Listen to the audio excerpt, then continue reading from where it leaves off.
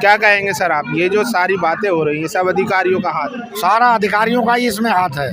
ये जितना भी जो किया जा रहा है दिखाने के लिए तो हमारे वेलफेयर के लिए ये करते हैं वो करते हैं, लेकिन ऑन ग्राउंड कोई कुछ नहीं करते हैं। क्योंकि इनमें जब तक ये इलेक्शन टाइम तक ही मोदी जी का भी जो भी डिसीजन आएगा इसके ऊपर वो इलेक्शन से ही कुछ पहले आएगा। जितनी भी एक्टिविटी मैन हुई हैं, जो नेशनल और इंटरनेशनल एक्टिविटी मोदी जी ने की हैं वो सारी इलेक्शन के टाइम में, इलेक्शन से पहले ही की हैं। और इसका भी रिजल्ट OROP का जो निकलेगा वो इलेक्शन से ही कुछ पहले निकलेगा। 24 से हाँ, और अभी जो सांसद है कर्नाटका का इलेक्शन है। मोस्टली मैं यहीं लोकल हूँ, यूपी का रहने वाला हूँ, लेकिन यहाँ हमारे काफ़ी एक्स सर्विसमैन हमारे फ़ोन आते, बातचीत होती है। मोस्टली सांसद जो है कर्नाटका इलेक्शन में बिजी है। वो बोले कि यहाँ पर हमारे ऑफिस में आप दे दो और इलेक्शन आने के बाद में आपकी फुल मैन पावर है, सबके साथ हम मिलेंगे और आपस में फेस टू फेस डिस्कशन करेंगे। अभी आश्वासन दिया है सुझाव सांसदों ने, हाँ सांसद यहाँ के। और मान लीजिए सांसदों को तो आप लेटर ही लिख सकते हैं, वो करेंगे तो कुछ नहीं, मांग उठा सकते हैं। जैसे यहाँ ये वीरेंद्र कादियान साहब जो दिल्ली के विधायक हैं, उन्होंने दिल्ली विधानसभा में बोला हमारी OROP की और जवानों का जो भी शोषण हो रहा है, अफसर जो भी कर रहे हैं वो सारी चीज़ें वो संज्ञान में लाए कि दिल्ली विधानसभा के थ्रू संसद में भेजा जाए। तो इसी तरह और दूसरे भी जो हैं विधायक या सांसद हैं वो भी करेंगे। तो सांसदों पे भी इस चीज़ का असर पड़ेगा। जब ऑल ओवर इंडिया में हमारा चल रहा है, यहाँ कोई नेशनल मीडिया नहीं आता है, सिर्फ आप लोग हैं। आप लोगों का बहुत बहुत शुक्रिया जो ऑल ओवर इंडिया में हमारी मांग पहुँचा रहे हैं और पूरे देश के हमारे एक्स सर्विसमैन हैं वो सबको आप जागरूक कर रहे हैं, उसके लिए आप लोगों को बहुत बहुत धन्यवाद। और हम लोगों का ये कहा जा रहा है कि यहाँ से जो जैसे आप और जो आप बोले JCR छटनी हो रही है, कौन सी छटनी हो रही है, क्या कौन सी छटनी? प्रक्रिया शुरू हो चुकी है। हमने तो छटनी के बारे में कुछ नहीं सुना। खबर आ रही है अंदर से, अंदर की तो सरकार देखिएगा, चेक कीजिएगा, बहुत सी चीज़ें ऐसे आती हैं उड़ते हुए जिनका कोई सिर पैर नहीं होता है। क्योंकि अभी तो फौज को ही किसी ज़माने में हमारे माननीय प्रधानमंत्री अटल बिहारी वाजपेयी जी ने बोला था पेंशन को ख़त्म करने के बारे में, लेकिन हमारे मोदी साहब माननीय प्रधानमंत्री वो तो उनसे भी 4 कदम नहीं 10 कदम आगे निकले। उन्होंने उसको बोला ऐसी प्रक्रिया चलाई कि हम फौज को ही ख़त्म कर देंगे। ये 4-4 साल के लिए करना क्या है, उसमें 25% रहेंगे, बाकी 75% कहाँ जाएंगे। तो मोदी साहब ने तो ऐसा चलाया है कि हम फौज को ही नहीं रखेंगे और सिविल को ही नहीं रखेंगे, और जो भी जो रखेंगे सब कंटेक्ट पे रखेंगे। पुलिस का अलग कंटेक्ट पे होने का चल रहा है। तो 4 साल का किया वो भी क्या है, कंटेक्ट तो वर्ड नहीं है उसमें। वो तो कह रहे हैं, तर्क दे रहे हैं कि रिफॉर्म होगी सेना और नए जवान लड़के आएंगे। कैसे रिफॉर्म होगी? 4-4 साल में वो क्या सीखेंगे, क्या ट्रेनिंग करेंगे, क्या देशभक्ति होगी? यहाँ जो इन्फेंट्री फौज है, पैदल सेना है, हमारी लड़ाकू सेना है, फाइटिंग ट्रुप्स है, उनकी तो पूरी अराउंड द सर्विस ट्रेनिंग, चाहे पीस में हो चाहे फील्ड में हो, अराउंड द क्लॉक चलती रहती है, तब वो कहीं सामना कर पाते हैं जाके। और ये 4-4 साल रहेंगे, ये क्या सीखेंगे? कह रहे हैं ना युवाओं को अच्छा मौका मिलेगा, उसमें डिप्लोमा भी वो देंगे, साथ साथ ट्रेनिंग के साथ देंगे। लेकिन फौज के हिसाब से तो कुछ भी नहीं उनको होगा। जो रेगुलर, हाँ रखो तो उसमें रखो सबको, मंत्रियों के लड़कों को लाओ, MLA MP के लाओ, जितने राजनीतिज्ञ हैं बड़े बड़े हैं वो अपनी औलादों को नहीं भेज रहे हैं। वो भाई कंपलसरी जो विदेशों में आर्मी का, देश की सेवा कौन करेगा फिर? संसद कौन चलाएगा अगर उनके बेटे भी? अरे तो उनके एक ही एक बेटे हैं क्या? अगर जिसके एक भी बेटा है तो क्या 4-5 साल में ही उनकी ज़िंदगी ख़त्म हो जाएगी क्या? 5 साल आके फौज में करो, जैसे विदेशों की तर्ज पे उन्होंने किया है। तो अपने बच्चों को भी, जितने नेता हैं वो अपने बच्चों को भी फौज में भेजें, और वो भी 5-5 साल फौज में बॉर्डर पे। ब्रिटेन का राजकुमार प्रिंस क्या है, प्रिंस चार्ल्स, जो ब्रिटिश नेवी का है, अभी जो वार चल रहा था इराक का जो चल रहा था उसमें भी था, यूक्रेन रशिया वाले में नहीं, पहले जो चल रहा था। तो जैसे विदेशों की तर्ज पे ये कर रहे हैं तो अपने बच्चों को भी फौज में भेजें, फाइटिंग ट्रुप्स में भेजें, तब उनको पता चले फौज क्या होती है। खुद तो AC में बैठे रहेंगे। वो तो कहते हैं हमारा बेटा तो विदेश में पढ़ेगा और नेता करेगा, नेतागिरी करेगा, नेतागिरी देश को चलाएगा। और बाकी किसान यहाँ खेत में चलेगा और किसानों के बेटे फौज में जाके करेंगे। तो किसान और जवान यही दो चलते रहेंगे, नेता नगरी वाले खानदानी यही चलते रहेंगे। ऐसा अब नहीं चलेगा।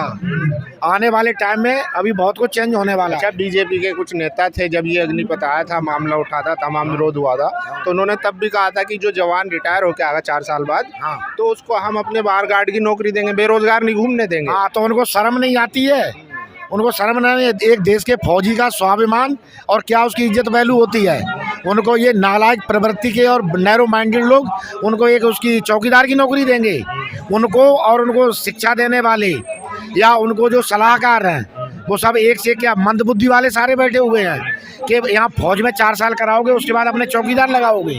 अच्छा, ये जो पूरा अग्निपथ का जो ड्राफ्ट है कौन लाया होगा, क्या क्या लगता है इसके पीछे? क्या सरकार के पास ऐसे राजनीति के पीछे लगे हुए जो पिछलग्गू अफसर हैं इंडियन आर्मी के, तो सरकार के पास क्या ऐसे थिंक टैंक नहीं है जो अच्छा सोच सके?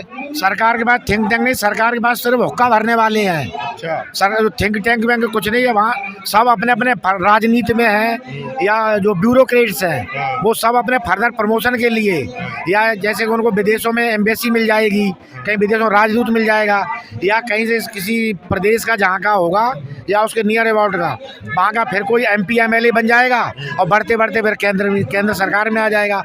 वो सारे इसलिए हुक्का भरते हैं, सब अपनी चमचागिरी को उसमें आते हैं। तो जाती फायदे के लिए, पर्सनल बेनिफिट के लिए, सब बेनिफिट के लिए, पर्सनल बेनिफिट के लिए ना उनका देश के लिए कोई योगदान है और ना ही देश की फौज के लिए तो उनका बिल्कुल भी योगदान नहीं है।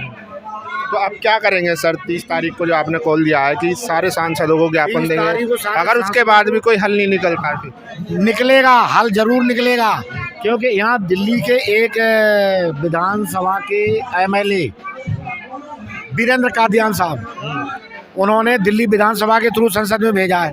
लेकिन अभी पहले जो फौजियों के लिए बहुत बात करते थे, एक कमांडो सुरेंद्र सिंह थे जो दिल्ली कैंट के MLA, वो आजकल कहीं भी नज़र नहीं आ रहे फौजियों के नाम से। अच्छा, एक जनरल GD बख्शी साहब, वो भी कहीं नहीं नजर आ रहे। GD बख्शी साहब तो बहुत टीवी पे बैठ के बहुत जोर जोर से चिल्लाते थे, हो सकता है अभी भी चिल्लाते हो, बट जो अभी JCO वार का OROP का जो चल रहा है उसमें तो हम लोगों ने कहीं कोई शब्द उनको बोलते हुए नहीं देखा। उसमें सपोर्ट नहीं है बिल्कुल। टीवी में भी सपोर्ट की बात नहीं, उन्होंने कुछ बोला ही नहीं। मतलब हाँ, आवाज, क्योंकि वो अफसर्स के उससे, इसलिए वो उसी चीज़ में उसी टोन में बोलते हैं जो सरकार बोलती है, जो सरकार बोलेगी उसी हिसाब से। और वही हमारे इंडियन आर्मी अफसर्स में हो सकता है 5% बहुत अच्छे अफसर हैं जो JCO, और उनमें मोस्टली फाइटिंग ट्रुप्स के हैं, जैसे हमारा तोप खाना है, हमारा पैदल सेना है और कोर हैं जो बोलते, जिनको कोर बोलते हैं, उनमें से तो बहुत कम अफसर हैं जो वेलफेयर माइंडेड और जवानों का देखते हैं। इन फाइटिंग ट्रुप्स में फिर भी बहुत अफसर ऐसे निकलते हैं जो जवानों के लिए सोचते हैं, तो उनमें से भी जब वो अपना फ्यूचर आगे देखते हैं, राजनीति का देखते हैं, तो वो भी सब वहीं रह जाते हैं। ओनली मुश्किल से मुश्किल 5% अफसर्स हैं जो JCO जवानों के लिए देखते हैं, और उन्होंने किया भी है। लेकिन 95% सिर्फ अपने पर्सनल उसके लिए, कैरियर के लिए रहते हैं कि हमने राजनीति में आगे क्या करना है, क्या बनना है। चलिए, थैंक यू सर। तो ये थी बात। आपको बहुत बहुत धन्यवाद, और आपकी जितनी YouTube वाली टीमों वाले सब चल रहे हैं, सब लोगों के लिए बहुत बहुत धन्यवाद। बेशक गोदी मीडिया और चाहे मोदी मीडिया बोल सकते हैं, कोई नहीं यहाँ आते हैं, बाकी जितने धरना चल रहे हैं उनमें आते हैं, लेकिन जो हमारे फौजी जो वहाँ रोड पे बैठे हुए हैं यहाँ कोई नहीं आ रहा है। आप लोगों का बहुत बहुत धन्यवाद, और सैनिक एकता जिंदाबाद, सैनिक एकता जिंदाबाद, सैनिक। चलिए, तो देखिए किस तरीके अपना हक लेके रहेंगे।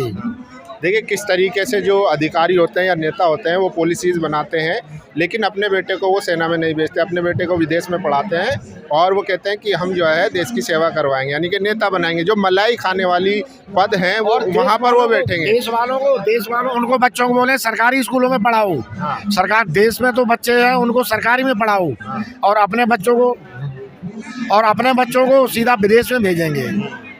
तो इस तरीके से देखिए, जो बॉर्डर पे लड़ता है जवान, उसके लिए कोई बेनिफिट नहीं है। एक मांग है यूरोप में जो विसंगतियाँ हैं उसको ठीक किया जाए, उसके लिए भी इनको 2 महीने से ज़्यादा हो चुके हैं, 67 दिन हो चुके हैं, अभी तक कोई सुनवाई नहीं हुई है। हमारे मोदी साहब जो कुछ भी एक्टिविटी करते हैं वो सब प्री इलेक्शन करते हैं, और अभी भी प्री इलेक्शन आप देखना इस चीज़ का मोस्ट 100% इसका रिजल्ट जो भी मिले, जितना भी मिले, लेकिन वो प्री इलेक्शन ही होगा, और पक्का हम लोगों का ध्यान देंगे, क्योंकि मोदी साहब ने और भी बहुत सी चीज़ें देखी हैं, जैसे कि CAG report, controller and auditor general की जो रिपोर्ट, जिसमें मोस्टली अफसर्स और हायर रैंक वाले, टॉप रैंक वाले, पूरी नौकरी अच्छे खासे हैं, फिटफार हैं, लेकिन उसे 1 साल पहले, 2 साल पहले, तब वो एकदम कैटेगरी डाउन होके 100% वो पेंशनरी बेनिफिट लेंगे डिसेबिलिटी का।